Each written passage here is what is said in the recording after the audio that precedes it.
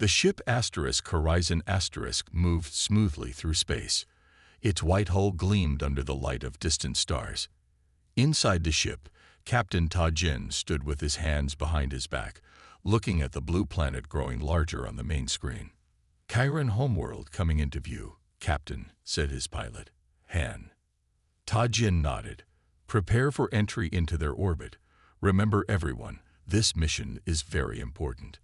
At 40 years old, Ta Jin had spent half his life working for human diplomatic forces. He had dark hair with a few gray strands and eyes that showed both kindness and strength. His uniform was clean and pressed perfectly. Everything about him spoke of order and care. The year was 2157. Humans had been in space for over a century, but they were still new to the galactic community. Many alien races looked down on humans as simple or backward. The Chirons were among the worst for this. They were blue-skinned beings with glowing marks on their bodies. They were very smart and had technology far better than human tech. They were also very proud. "The Chirons have agreed to meet with us," Ta Jin told his team of 5 diplomats. "But do not think this will be easy. They believe they are better than us. We must be respectful but strong." What Ta Jin did not tell his team was that he had spent the last 7 years learning the Kiran language in secret. He could speak it well, but more importantly, he could understand it perfectly. This would be his hidden strength. The Horizon landed at the Chiron space dock. Ta Jin and his team stepped out into the bright, cold air of the alien world. A group of Chirons waited for them. Most had deep blue skin, but one had a lighter shade that was almost purple. She stepped forward. "I am Ja, first diplomat of the Kiran High Council," she said in perfect human English. "I will lead these talks." Ta Jin bowed slightly. "Captain Ta Jin of Earth, we are honored to be here." Jia was tall and moved with grace. The marks on her skin glowed with a soft purple light. Her eyes were large and completely black. She looked at the humans with a small smile that did not reach her eyes. "Follow me," she said. "We have prepared a meeting room." The humans walked behind the Chirons through large halls with high ceilings. The alien city was beautiful, with towers that seemed to be made of glass and metal woven together. Everything was clean and perfect. In the meeting room, both groups sat at a round table. The talks began with basic things: who they were, what they wanted. Humans needed new trade routes through Chiron space. The Chirons had resources humans needed. It should have been simple. But Ta Jin noticed something right away. When Jia spoke to the other Chirons in their language, she said things very different from what she told the humans. "These simple creatures think they can trade with us as equals," she said in Kiran to an older diplomat named Hyun. "Look at their basic technology. They barely made it here without breaking their ship." Hyun, an elder with dark blue skin and dimmer markings, looked uncomfortable but said nothing. To the humans, Jia said, "We are considering your offer. Please explain more about what you wish to trade." This went on for hours. When the humans spoke, Jia would translate for the other Chirons, but she changed the words. She made human ideas sound foolish or even rude. Then she would twist the Chirons' words when speaking to the humans. Ta Jin understood everything but kept his face calm. He was building a mental list of every lie, every insult, every trick. Not once did he show that he knew what was happening. "The humans offer access to their mineral deposits on their colony worlds," Jia said to the Kiran Council in their language. "But the amounts are so small they are hardly worth mentioning. They are like children offering pebbles as if they were diamonds." Then to the humans she said, "The council has concerns about the value of your offer." Ta Jin spoke up. "Perhaps we could show the details of our mining operations on the Centauri worlds. The numbers speak for themselves." He handed over a data pad that showed huge mining operations producing tons of rare minerals every day. It was far more than what Jia had told her people. Confusion crossed Hyun's face as he looked at the real figures. He asked Jia something in Kiran. "This cannot be correct," she said quickly in Kiran. "They must be lying about their production." To the humans she said, The council needs time to study these figures. Of course, Ta Jin said with a smile. We have all the time needed. The first day of talks ended with little progress. The humans were taken to guest quarters in a tall tower. When they were alone, Ta Jin's team looked worried. Captain, I don't think they're taking us seriously, said Min, his second in command.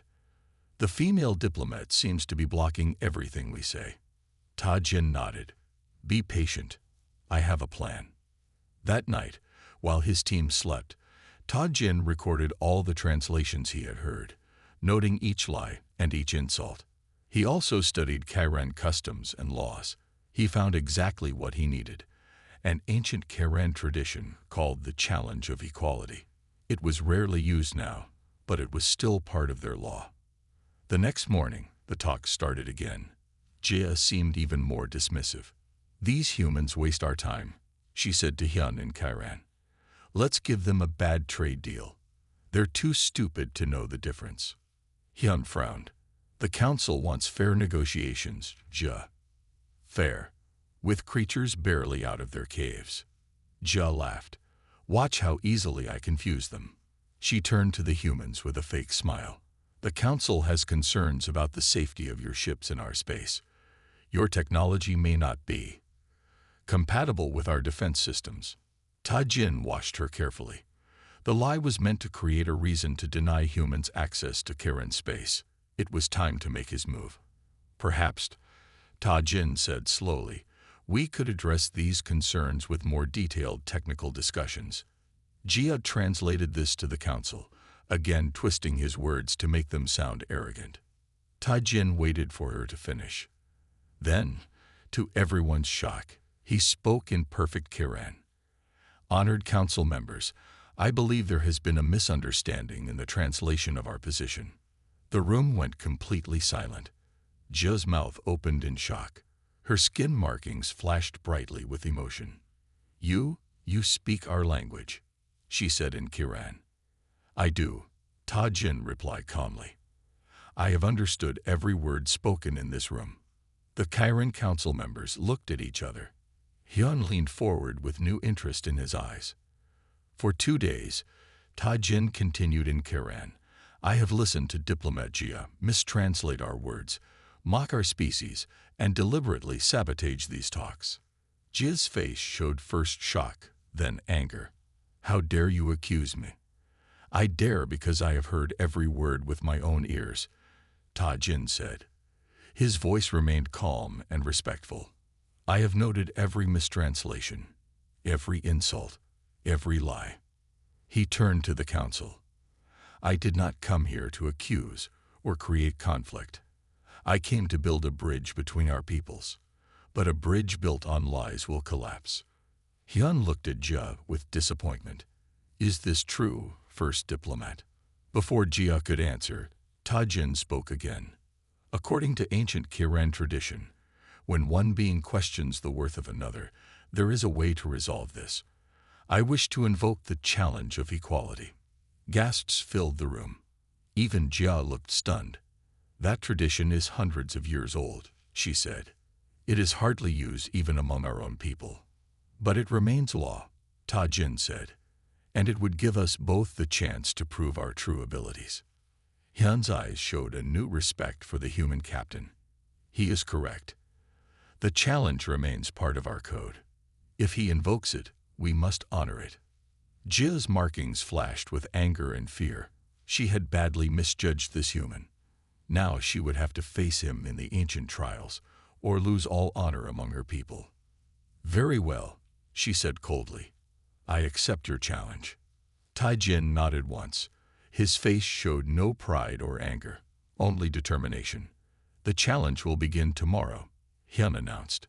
Prepare yourselves. As the meeting ended, Ta Jin caught Jia's eye. For the first time, the alien diplomat looked uncertain. She had misbehaved, thinking there would be no consequences. She was about to learn that humans were far more than she had believed. Word spread quickly through the Karen capital. A human had invoked the challenge of equality against first diplomat Jia. It had been over 50 years since anyone had used this ancient tradition. Many young Kyrans had to look it up in their history books. Jin spent the evening explaining to his team what had happened. "You understood everything they were saying?"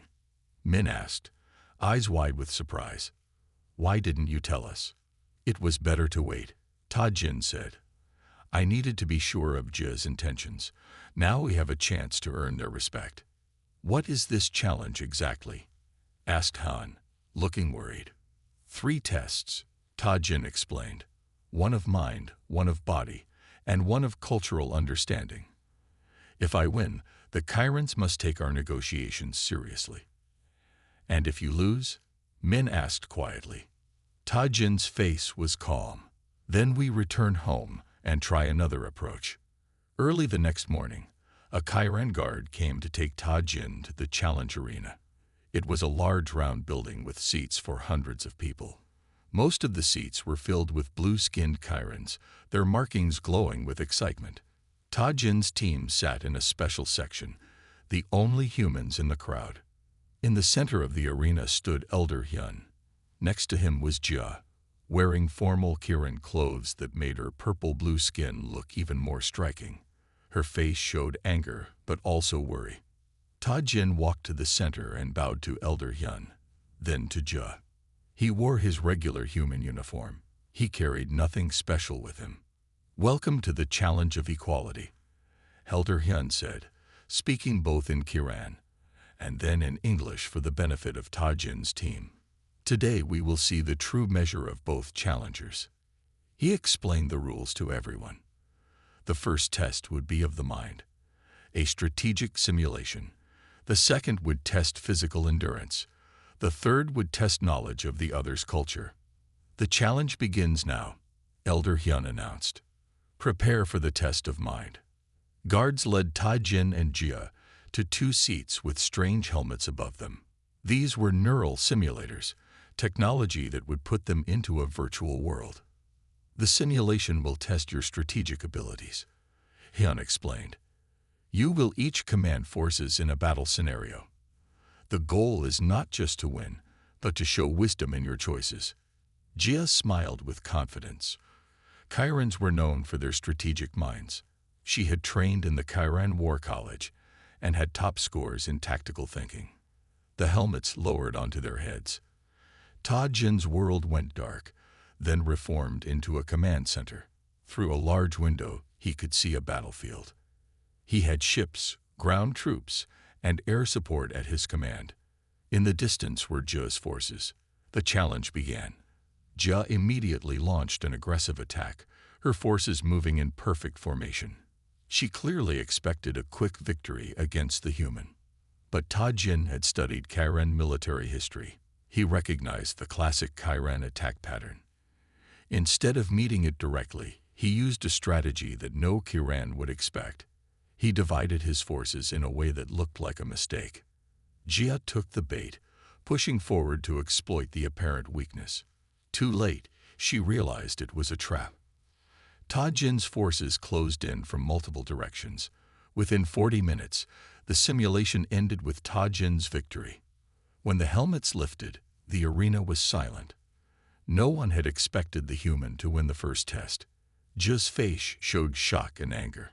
"The first test goes to Captain Jin," Elder Hyun announced. "We will now prepare for the test of body." The second test took place in another part of the arena. It was a simple challenge. Jin and Jia would each carry heavy weights while walking around a track. The Kyran gravity was 1.2 times stronger than Earth's, giving Jia a natural advantage. "This test will show who has greater physical endurance," Elder Hyun explained. "You will carry these weights until one of you can no longer continue." Servants brought out metal bars. Each weighed about 30 kilograms. Jin and Jia each took one. The challenge began. At first, both walked easily around the track. Jia looked confident. Her species had naturally stronger upper body strength than humans. She expected Jin to tire quickly. 1 hour passed. Then 2. Both still walked, though more slowly now. Sweat covered Jin's face. Jia's markings were glowing brighter with effort. 3 hours into the challenge, Jia began to struggle. She had never had to maintain effort for so long. Chirons could be very strong, but they were used to short bursts of energy, not long endurance tests. Tajin also felt the strain. His arms burned, his shoulders ached, but he kept walking. On Earth, he had trained as a marathon runner. He knew how to pace himself, how to push through pain, how to keep going when his body wanted to stop. 4 hours passed. Jia's steps became unsteady. The weight seemed to grow heavier in her arms. She looked at Tajin with disbelief. How was this human still going? Finally, after 4 hours and 27 minutes, Jia stumbled. The weight fell from her hands with a loud clang. She dropped to her knees, breathing hard.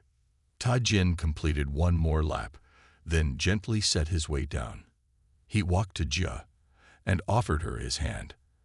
After a moment of surprise, she took it, and he helped her to her feet. The arena was completely silent. Then one Chiron began to applaud. Then another.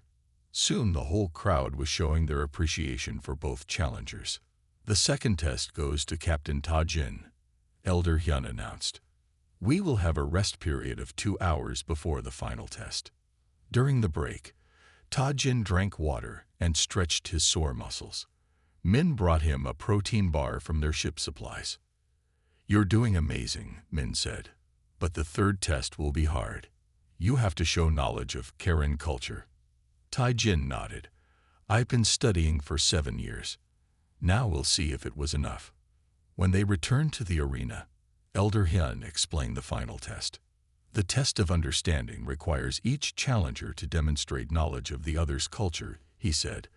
Jia will answer questions about human culture. Tajin will answer questions about Karen culture. Jia looked worried now. She had never bothered to study human culture seriously. She had called them primitive so many times that she had started to believe it herself. The questions began. Jia went first. She was asked about human art, history, social customs, and governance. She struggled with most questions, giving vague or incorrect answers. Her face showed frustration as she realized how little she actually knew about humans. Then it was Tajin's turn. He answered questions about Karen poetry, ancient traditions, family structures, and religious beliefs. His answers were detailed and thoughtful. He even quoted from classic Karen texts. The crowd murmured with surprise and approval. When the questions ended, the result was clear. Tajin had shown deep knowledge of Karen culture, while Jia had revealed her ignorance of human ways. The third test goes to Captain Tajin, Elder Hyun announced. By the ancient laws of our people, Tajin has won the challenge of equality. The crowd stood and applauded. Many Chirons were looking at Tajin with new respect. Some were looking at Jia with disappointment. Elder Hyun raised his hand for silence. According to tradition, the winner of the challenge may now choose an appropriate discipline for the one who doubted them. Captain Tajin, what discipline do you choose for first diplomatia? All eyes turned to Tajin. Jia looked at him with a mixture of fear and anger. What would this human do to punish her? Tajin stepped forward. His face was serious but not angry. I have made my decision, he said, and I will announce it tomorrow, after I have made the necessary arrangements. Elder Hyun nodded. Very well. The council will gather tomorrow to hear your decision. As they left the arena, Tajin caught Jia watching him. For the first time, he saw uncertainty in her eyes. She had underestimated him completely. Now her fate was in his hands, and Tajin had a plan that would surprise everyone. The next morning, the great hall of the Chiron Council was filled with people. Important Chirons sat in the front rows. Tajin's team sat together on one side. Everyone wanted to see what discipline the human would choose for Jia. In Chiron history, winners of the challenge often chose harsh punishments. Some asked for public apologies. Others demanded payment or service. The most angry winners sometimes asked for physical punishment. Jia sat alone at a small table in the center of the hall. She wore simple clothes, not her fancy diplomat outfit. Her face tried to look brave, but her glowing marks showed her fear. She had spent the night wondering what Ta Jin would do. Elder Hyun called the meeting to order. Captain Ta Jin has won the challenge of equality. By our ancient laws, he may now choose a discipline for First Diplomat Jia, who doubted his worth. Captain Ta Jin, please tell us your decision. Ta Jin walked to the center of the hall. He stood tall and spoke in a clear voice that everyone could hear. I thank the Karen Council for honoring the ancient traditions, he began. The challenge has shown that humans and Karens can compete as equals, despite our differences. He turned to look at Jia. First Diplomat Jia has shown great skill in many areas, but she has failed in one important duty, to understand those she meets. She has judged without knowledge, spoken without wisdom. This has hurt not only humans, but also Karens who meet allies in this big galaxy. Many council members nodded. Jia looked at the floor. Therefore, Ta Jin continued, I have chosen a discipline that will correct this failure. It is not meant as punishment, but as education. The hall was completely silent. Everyone waited to hear what he would say. First Diplomat Jia will spend 6 Earth months living and working on Earth, Ta Jin announced. She will have no special status, no diplomatic protection. She will work regular jobs alongside humans. She will learn our ways by living them. Gasps and whispers filled the hall. Jia's head snapped up, her eyes wide with shock. This was not what anyone expected. She will work 1 month in each of these areas, Ta Jin explained. First, on a farm where humans grow food. Second, in a hospital where humans heal each other. Third, in a school where humans teach their young. Fourth, in a research center where humans study science. Fifth, in a rescue team that helps during disasters. Last, in a cultural center where many species meet. Elder Hyun stroked his chin thoughtfully. This is unusual, but I see wisdom in it. No, Jia finally found her voice. She stood up. This is too much. 6 months among primitives. I would rather pay a fine or even face physical discipline. Ta Jin looked at her calmly. That reaction shows exactly why this discipline is needed. You still think you are above humans. You would rather be hurt than learn. He's right, said a female council member. Your attitude shames us, Jia. Your job was to understand other species, not look down on them. The discipline stands, Elder Han said firmly. It is fair and educational. The council approves. Jia sat down hard in her chair. Her markings flashed with different colors. Anger, fear, shame. Ta Jin stepped closer to her and spoke more quietly. Before you go, there is something you should know. He switched to the Kairan language. I understood every word you said during our meetings. Every insult. Every lie when you changed my words. Jia's eyes widened. You knew all along. Why didn't you expose me immediately? Because the goal was never to shame you, Ta Jin said. It was to help you grow. Sometimes the best discipline is simply showing someone the truth about themselves. Jia had no answer for this. For the first time, she began to wonder if she had been wrong about humans. The council decided that Jia would leave for Earth in 3 days. She would be allowed to take only basic items, clothes, personal care things, and a small computer with limited functions. She would live in regular human housing. She would receive enough money for simple needs, but not for luxury.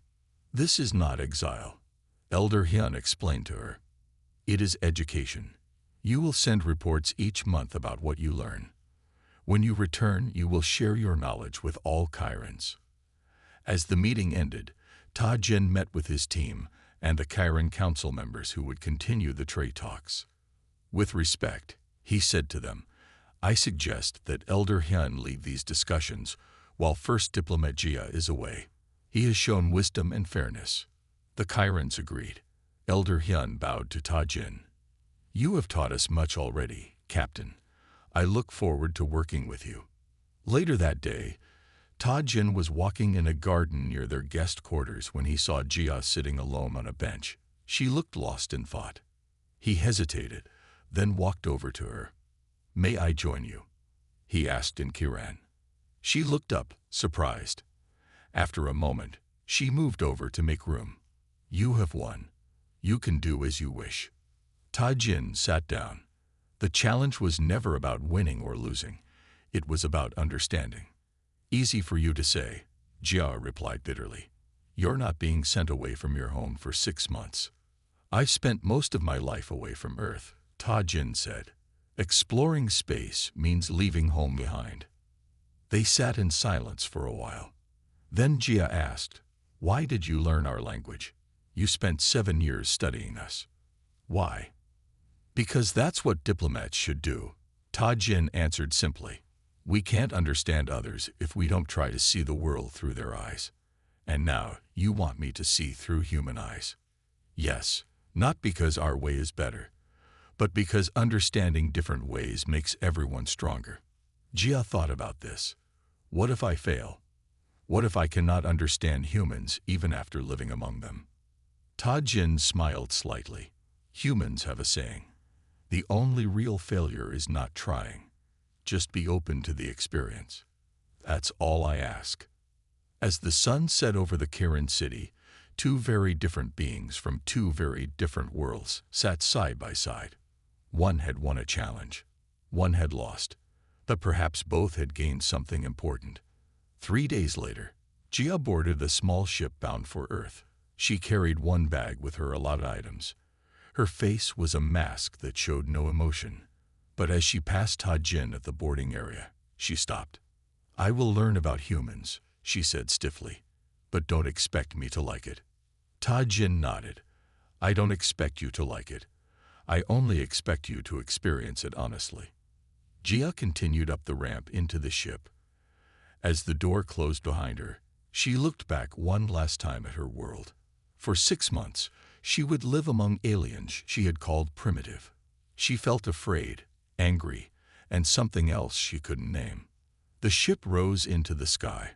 Tajin watched it go, wondering what Jia would discover on Earth. What would she learn about humans?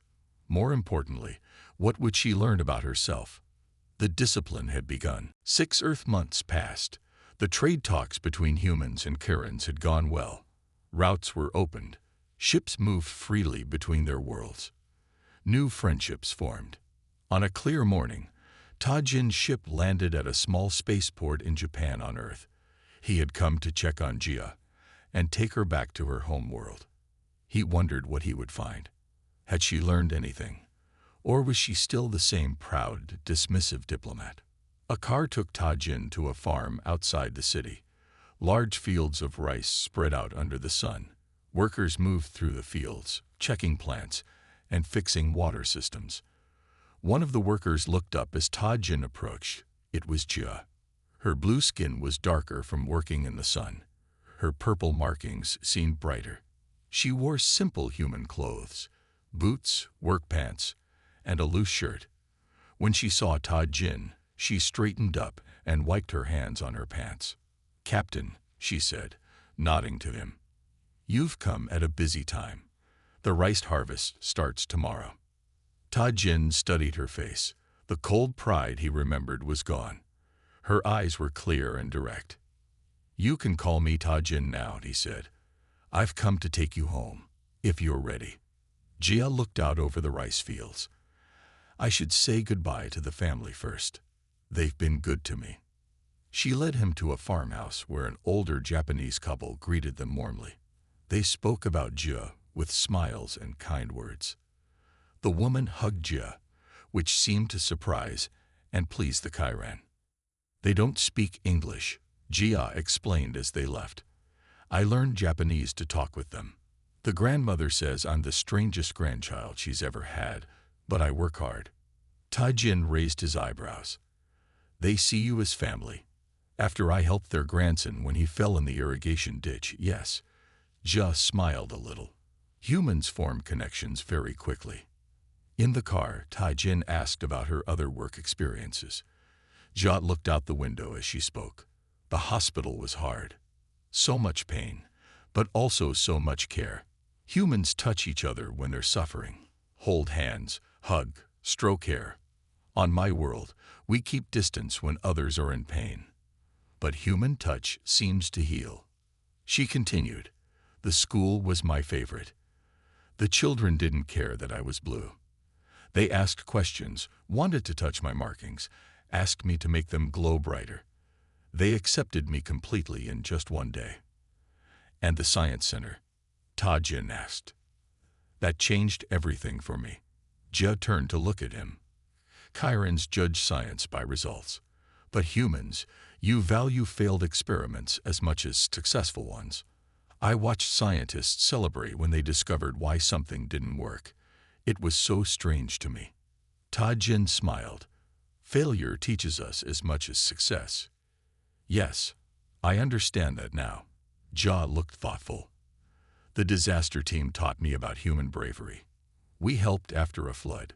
People risked their lives for strangers. Why do you do that? Because all life has value, Ta-Jin said simply. Jia nodded slowly. The cultural center showed me that too. So many species working together. Humans weren't the strongest or smartest, but you were often the ones who helped others understand each other. They arrived at a small apartment building. I need to get my things, Jia said. It won't take long. Her apartment was simple. One room with basic furniture. On the walls were children's drawings, photos of her with human coworkers, small gifts from people she had met. I didn't expect to collect so much, she said, looking around. They're just simple things, but each one reminds me of someone. As she packed, Ta-Jin asked, what was the hardest part of these 6 months? Jia paused. Admitting I was wrong, she said quietly. About humans. About myself. I was raised to believe that intelligence is what matters most.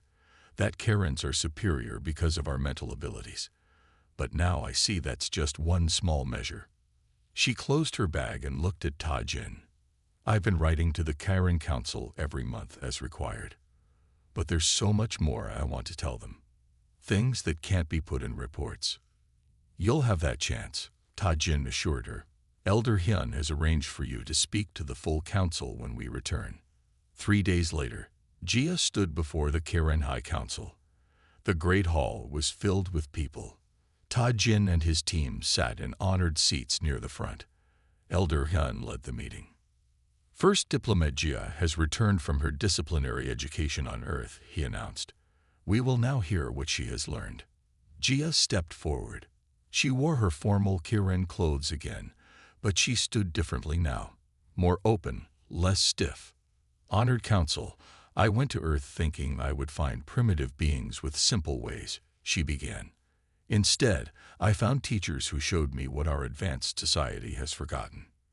She told them about the farm family who treated her like one of their own, about the doctors and nurses who worked until they could barely stand to save lives, about children who saw beyond blue skin to the person inside. On the rescue team, I saw humans run into danger while others ran away. When I asked why, a human woman told me, because someone needs help and I can give it. Such a simple answer for such brave action. Jia's markings glowed with emotion as she spoke. In the cultural center, I watched humans help other species understand each other. They weren't the strongest. They weren't the most advanced. But they listened. They tried. They built bridges.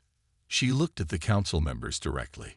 We Chirans pride ourselves on our intelligence, but we have been foolish. We measure advancement by technology, by mental ability. Humans measure it by how well they care for each other, by how much they grow, by how they help others grow. The hall was silent. Even Elder Hyun looked surprised by the passion in her words. I stand before you changed, Jia continued. The discipline that Captain Ta-Jin chose for me was not a punishment. It was a gift. He gave me the chance to see beyond my limited view, to grow beyond my prejudice. She turned to look at Ta-Jin. I thank you for that gift. It was not what I wanted, but it was what I needed. Ta-Jin nodded, feeling a deep sense of satisfaction. This was exactly what he had hoped for. Elder Hyun spoke next. What would you ask of the council now, Jia? Your position as first diplomat has been filled by another. What role do you seek upon your return? Jia straightened her shoulders. I asked to serve as cultural liaison to Earth. I want to continue what I started, building true understanding between our peoples, and I want to bring more Chirans to Earth to learn what I have learned. A murmur of surprise ran through the hall. No Kiran had ever requested such close contact with another species. Elder Hyun looked at the other council members. After a moment of silent communication, he nodded. The council approves. You will be our bridge to humanity. Later, at a celebration dinner, Ta Jin found Jia standing alone on a balcony, looking at the stars. Are you happy with the council's decision? He asked. Jia nodded. 6 months ago, I would have seen this role as beneath me. Now I see it as the most important work I could do. You've changed, Ta Jin observed. Because you chose wisdom over vengeance, Jia said. You could have demanded my public shame. Instead, you gave me the chance to grow. Ta Jin smiled. That's the human way. No, Jia corrected him gently. That's the wise way. One that both our peoples can follow. They stood together, looking up at the stars. The same stars that shone on Earth. The same stars that would light the path as their two worlds moved forward together. The discipline was complete, and something new had begun.